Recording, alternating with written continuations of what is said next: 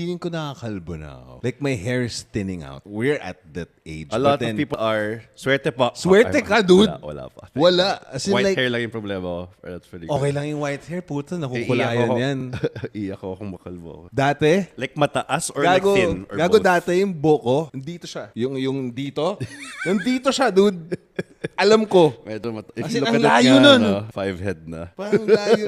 Gago. 5 head na siya. Hindi na 4 head. Dati, nandito siya eh. As in, I recall, na parang every year, parang di na siya dun Fuck. So, It's receding. I Like, kinda hide it a bit.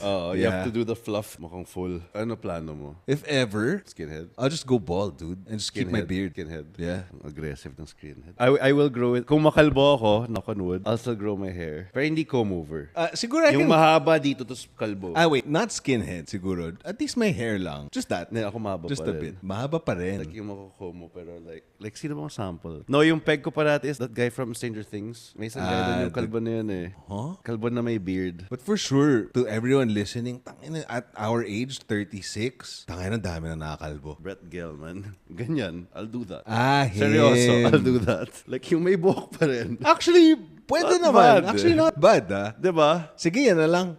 Like, wala eh.